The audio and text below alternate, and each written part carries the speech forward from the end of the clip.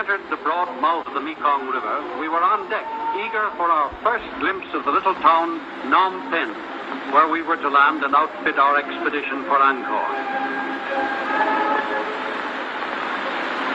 Passing through the rich delta flats, we felt the hypnotic power of this tropical land. There was something menacing and magnetic in the blue-black jungle crouching on the river banks. The enthusiasm which had filled us since leaving France was offset for an instant by this unknown, mysterious country.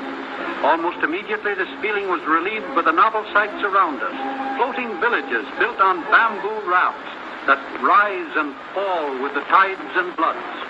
A strange sight indeed. An indolent way to live. The water provides food and also solves the problem of sanitation.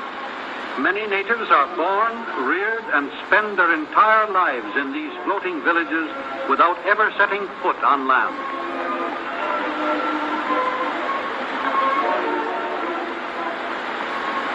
Approaching the harbor of Phnom Penh, capital city of Cambodia, we saw crowds of natives in holiday attire gathered for the annual boat races, a picturesque and colorful scene. We were fortunate to arrive at such a momentous occasion.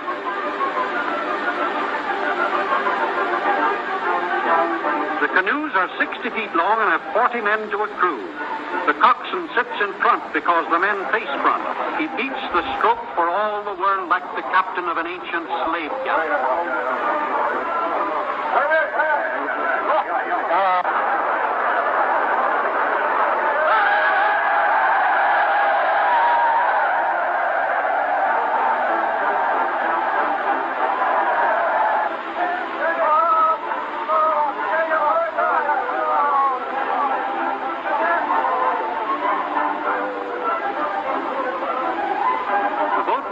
Was last year's champion and now wins again. Its crew stand up to the sweeps like gondoliers. The long, barbaric canoes fit perfectly into this tropical setting.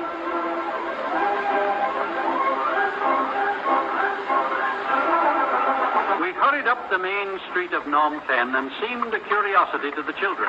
Primitive ox carts and native cabs drawn by ponies were the only methods of transportation. Teeming markets displaying cooked food flanked the streets in a typically Oriental manner.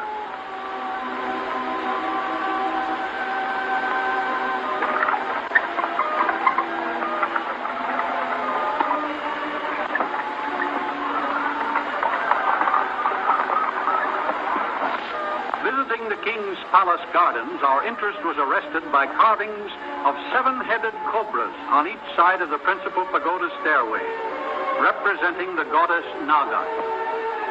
Legend has it that Naga herself was a cobra, and when each king took a new bride, Naga assumed the shape of a human virgin, displacing the bride, spending the wedding night with the king, and next morning reassuming her character of cobra. Being guests of the king, we were permitted to see the royal Cambodian dancers. We noticed on the left an outstanding figure wearing a monkey mask, representing the Prince of the Apes. The dance portrays princesses dancing for him, and all of the action centers around the figure wearing the monkey mask. The extraordinary motif astounded us. The unbelievable suggestion of apes wielding power over human beings was unheard of outside of this part of the world and dates back to ancient times.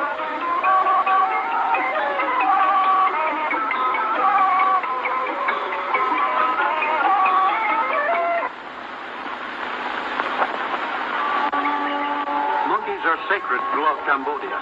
They swarm everywhere, never tied or caged, never killed by man, even given houses of their own, and living like gluttons while poor peasants go hungry.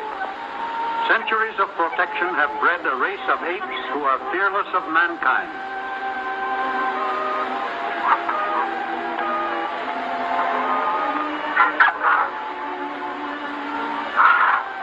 The royal elephants, used only on state races.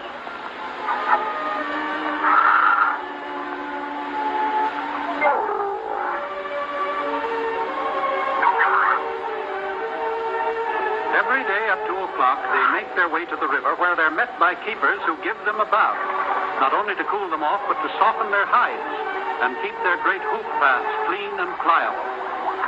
Water affords them great relief in this hot tropical country, which is only a few degrees removed from the equator.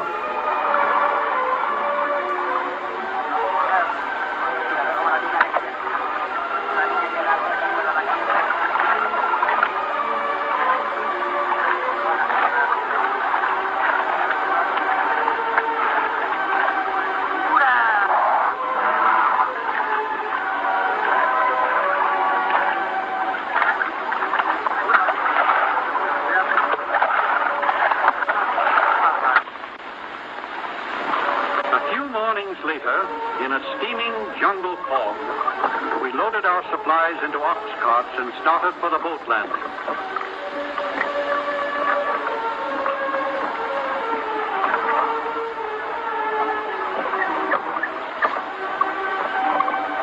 When the natives learned our destination was Angkor, they refused to rent us their boats, or sampans as they call them.